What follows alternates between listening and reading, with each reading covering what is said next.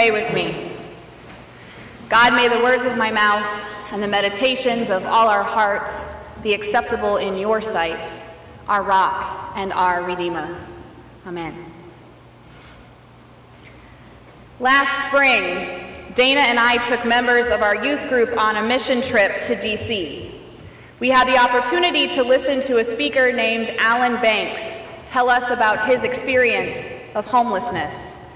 He began by addressing stereotypes. Alan asked our youth and the youth group from Connecticut with whom we shared the Church of the Epiphany to list reasons why people are homeless in the first place. There was hesitation at first, but we came up with stereotypical reasons: addiction to alcohol and drugs, crimes committed, mental illness, lack of education, and, well, laziness. Alan provided the facts. The top two causes of homelessness in our country are lack of affordable housing and the inability to make a living on minimum wage. In DC, for example, the minimum wage is $8.25 an hour, and you would have to work 108 hours a week to be able to afford a one-bedroom apartment in the city of Washington, D.C. That whole lazy stereotype is really not true either. 40% of homeless people do work day labor and minimum wage jobs. Alan told us that one of the hardest aspects of being homeless is feeling dehumanized. You have to find a safe place to sleep, to shower, food to eat, and a place to stay during the day and night. You constantly feel unwanted and unwelcome. All that time, you are just trying to survive. People walk by you, avoiding eye contact, acting as if you don't exist at all, acting like they can see right through you, acting like you don't matter. It's that psychological level of homelessness that cuts deep, sometimes deeper than the mere survival aspects of your daily existence. Alan's story is unfortunately not that unique, and it's not even solely modern. This is exactly what we see in Jesus' story about the rich man and Lazarus. Jesus sets the scene. There is a rich man dressed in purple and fine linen, and he feasts sumptuously every day. And then there's Lazarus at the gate, covered in sores, just wanting to eat the scraps from the rich man's table. Lazarus is hanging out with the dogs who lick his sores, the only creatures that seem to acknowledge his existence. Both men die. Lazarus ends up in heaven, and the rich man ends up in hell. Not an especially happy story. There are a couple of interesting aspects, though. First of all, Luke presents this tale with a complete reversal of the status quo. Typically, a poor man lying at your gate would be nameless. He would have no identity. No one would care who he is. But this time, in this story, the poor man has a name. He is Lazarus. The rich man is the one whose name we don't even know. Moreover, even when the rich man is in hell, he's trying to order people around. He asks Abraham to go warn my brothers. He asks Lazarus to get me some water. These flames are really making me parched. No one heeds his orders, no one meets his demands, but these commands show his level of privilege. He still thinks He can order around servants to do his bidding, even in hell.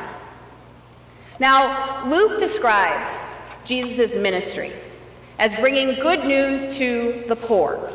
And there are parts of Luke where his concern for the poor ends up implying a corresponding hostility for the rich. Luke says that God will provide the hungry with good things, but will send the rich away empty. The poor are blessed, the rich are doomed.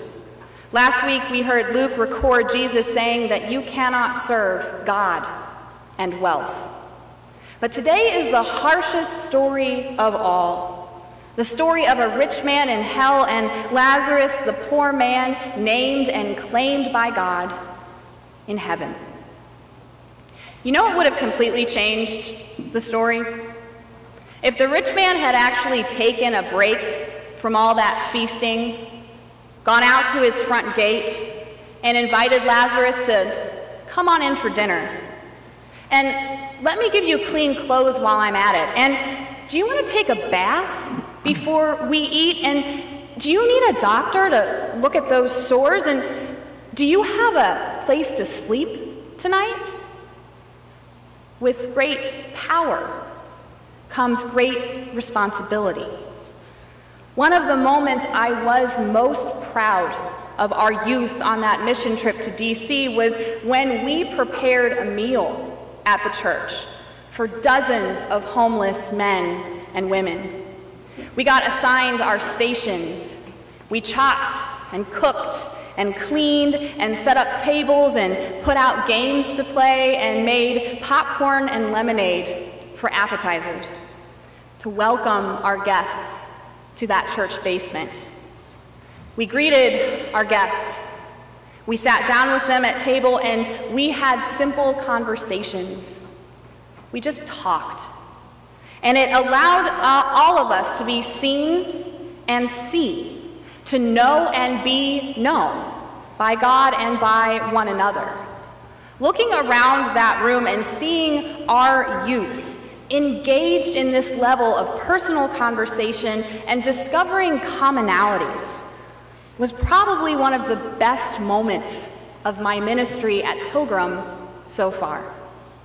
And what made Dana and I so happy was that our personal meal in that church basement ended up being one of their favorite nights on the whole trip. To be together, to make a meal, and to sit with our guests and have a conversation, to see and be seen by one another. Most of us, we don't want to be like the rich man who never even acknowledged Lazarus at his gate.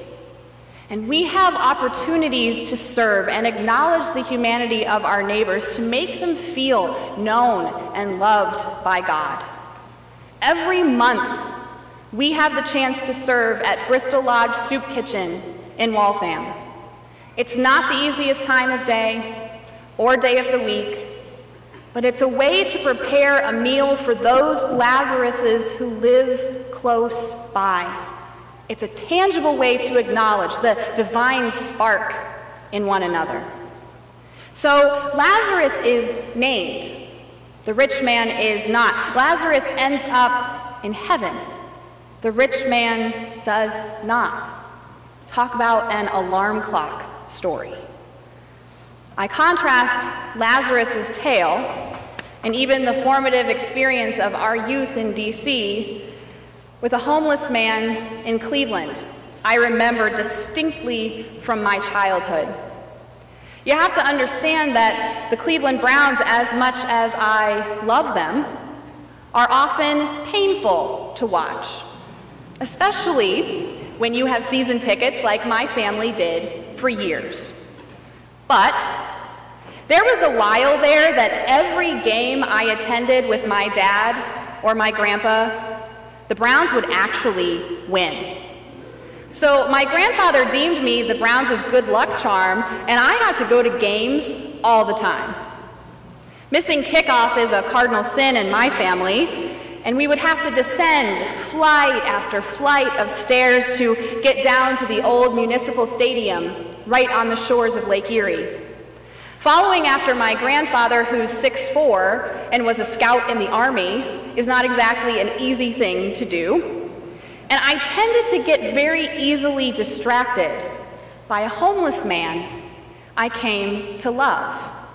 Every game, there was a homeless man with one leg, and he would prop himself up on the railings in the middle of those flights of stairs, and he would play his saxophone as the crowds filed down into the stadium.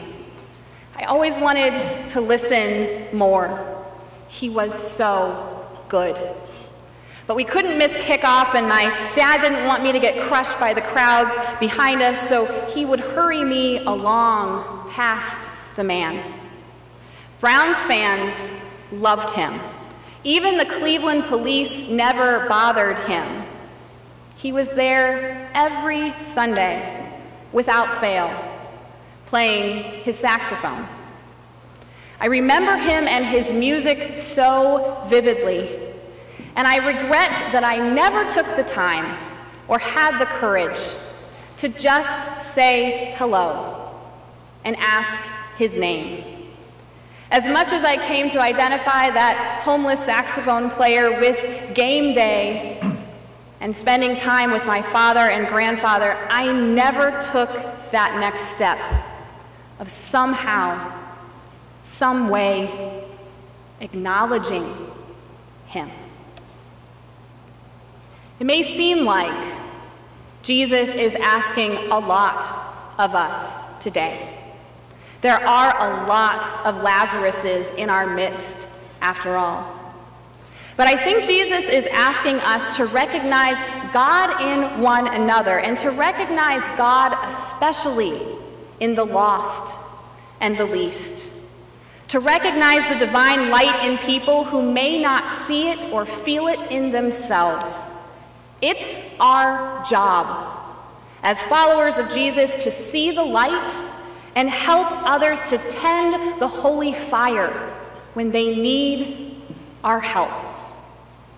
Actually, there's this concept in Hasidic Judaism, tikkun olam, that human beings participate in the drama of mending the world. We can't passively sit on the sidelines and expect others to fix the problems we see.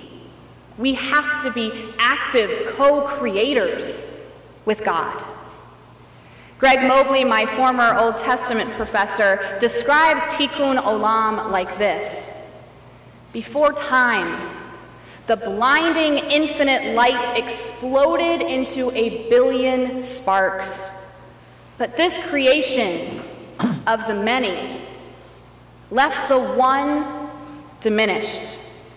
It is the sacred duty of every person to let his or her little light shine, shine, shine, one good deed at a time, and thus restore the full brilliance of the light of lights. This is what Jesus is talking about with the story of Lazarus and the rich man. It's our sacred, God-given duties to let our little lights shine, one good deed at a time, and thus help God mend the world. It's our sacred, God-given duty to recognize God in one another. And it's our sacred, God-given duty to acknowledge the humanity of one another and help each other tend the sacred spark in each of us, especially the Lazaruses of our community. I pray that we leave here today with our little lights shining, and that we help others to shine too. Thanks be to God. Amen.